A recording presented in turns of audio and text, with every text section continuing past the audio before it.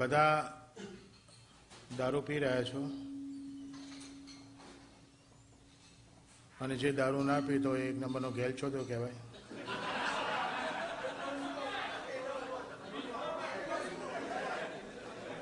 મેં તો ઇંગ્લિશમાં એક જગ્યાએ વાક્ય વાંચેલું ઇંગ્લિશમાં કે never trust a person who don't drink.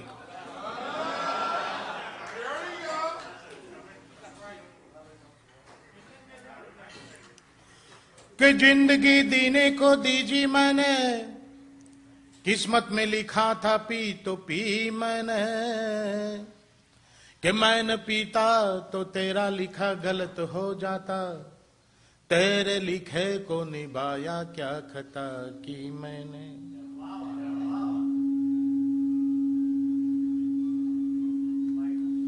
આમાં આ સ્પીકર છે ને, આ સ્પીકર પેલું અને આગળ લાવી દે, માઇકની પાછળ છે ને. જે લોકોને મોબાઈલ ફોન અહીંયા હોય બધા ઓલવી નાખજો. મોબાઈલ ફોન આવ્યા પછી સૌથી વધારે પથ્થર ચોદાઈ છે પુરુષોની. શરૂઆતમાં વસ્તુ આવી ને ત્યારે બહુ સારી હતી, બહુ ફાયદો કરતો હતો, પણ હવે ત્રાસજનક વસ્તુ થઈ ગઈ છે. આમાં આપણા ગુજરાતી પુરુષના મોબાઈલ ઉપર એની બૈરીનો ફોન આવે તો પહેલો એક સ્ટાન્ડર્ડ સવાલ બહુ ગંદા ટોનમાં હોય, ક્યાં છો? બધા હાથ પૂછે ક્યાં છો? નામાં એને તમે ચોદું ના બની શકો. તમે વાલા થો કોક બકા મંદિરમાં છું તો કે ઘંટ વગાડો. હવે કોઈને લઈને રેસ્ટોરન્ટમાં હિંચકા ખાતો ચોથી ઘંટડા વગાડવાનો. તમે કહો ડ્રાઈવ કરું છું ડિસ્ટર્બ ના કરતો કહો હોર્ન વગાડો પછી જ મૂકું. એટલે મોબાઈલ ફોન અહીંયા જેની પાસે હોય પ્રોગ્રામની મજા માણવી હોય તો મહેરબાની કરી ઓલવી નાખજો. બૈરાથી બીતા નહીં. એક ભાઈ તો બૈરાથી નથી બીતો એવું બતાવવા માટે મારી પાસે કેવી હોશિયારી ઠોકે. મેં કીધું દિનકર હું તો રાતના 12 વાગે જઈને તારી ભાભીને કહું ચાલ ઉભી થા, ગરમ પાણી મૂક. કે તારી ભાભી ગરમ પાણી મૂકે. મેં કહું તું રાતના 12 વાગે ગરમ પાણી મૂકાવે ક્યારે? તો પેલા કહું વાસણ માંજવા બેવું તારે. વાહ, આમાં એની હોશિયારી કહેવાય. પાછા અહીંયા બધા બેઠા છો ને માત્ર પુરુષો છો ને હમણાં કોઈ બહેનને એન્ટ્રી કરે તો હું બોલતો બંધ થઈ જાઉં. શા માટે બોલતો થઈ જાઉં? મારી ગાંઠ ફાટે છે? ના, બીતા નથી આપણે, કોઈ નથી બીતા એમ નથી, પણ આપણે એમને રિસ્પેક્ટ આપીએ છીએ. અને આઈ નો કે એ લોકો આપણને કોઈ રિસ્પેક્ટ નથી આલતા. આપણા કરતાં એવરેજ વધારે બેફામ બૈરાઓ બોલે સાહેબ. આપણે કોઈને ફોન કરીને પૂછે છે મિસ્ટર પરીખ ઘેર? તેની વાઈફ કે ના એ તો સુઈ ગયા છે, ઉઠે એટલે કરાવું. હવે તારે જ્યારે કરાવવું ત્યારે કરાય. ઉઠ્યા વગર વર્લ્ડનું કોઈ બૈરું કરાય નથી શક્યું. ઘણા તો પાછા આગળ ચલાય કે ઉઠે એટલે કરાવું પછી તમે કરશો. મૂકો ના તું એની પાસે જ કરાવજો, હું કઈ નહીં કરું. આ તો સાહેબ ટેલિફોનિક ટોક છે. તમારે જાહેરમાં બૈરાઓને ખરાબ બોલતા સાંભળવાનું તો ઉત્તરાયણ કરવા અમદાવાદ આવજો. 14મી જાન્યુઆરી અમદાવાદ આવજો સાહેબ. એક ધાબેથી બીજા ધાબે એક બૈરું બીજા બૈરાને બૂમ પાડીને 50 જણા સાંભળી રીતે પૂછે કે શું ચંપાબેન સવારથી એક ચડાયો કે નહીં? પતંગ ના બોલે. પેલી સામે પાછી કહેલી ક્યાંથી ચડાવું? 2 કલાકથી તાર ભાઈ પકડાય કરે. પેલી પતંગ ના બોલે ને આ ફિરકો ના બોલે. હાન પડે પાછા વાતો કરે કે બપોર તો તારા ભાઈ નું માણમાણ ઓછું થયું અને પાછળ વાળો ખેંચી ગયો. રામ બરાબર આખા દાડામાં પતંગ દોરાક ફિરકો બોલતા હોય. આમાં આપણે એમને રિસ્પેક્ટ આપી.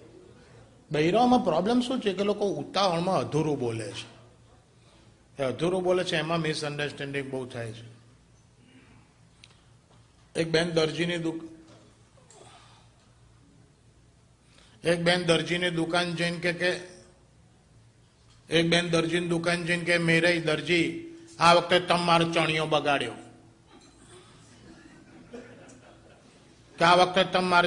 બગાડ્યો. દરજીઓ હોશિયાર એ કે બેન તમે કાયમ આવીને ઉતાવળમાં ઉભા કરાવો પછી એવું જ થાય.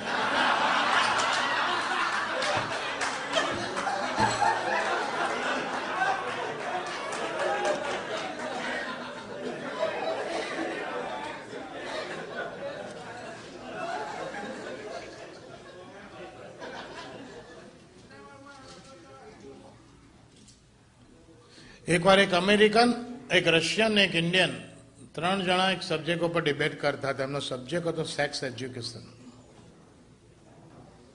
તો પેલો રશિયન કે અમારા રશિયામાં છોકરો 10મા ધોરણમાં હોય ને ત્યારથી અમે સેક્સ એજ્યુકેશન આપીએ છીએ.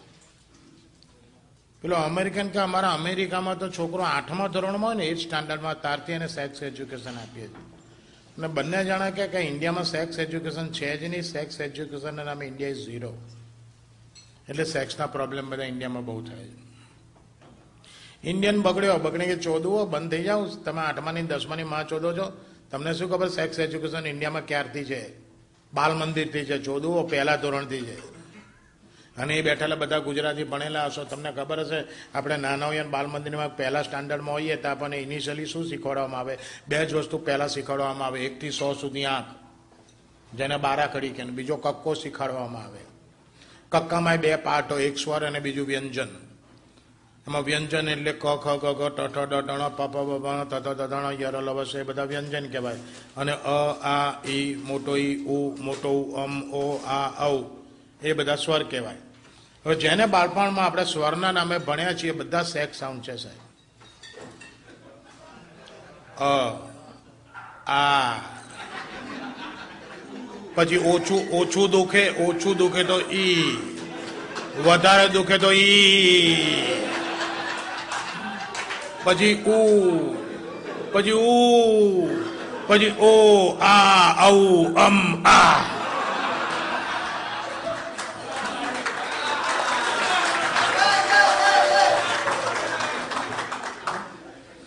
બંધ થઈ જાવ. ચોદું તમે 8મા 10માની માં ચોદો છો. ઇન્ડિયામાં તો બાલ મંદિરથી છે.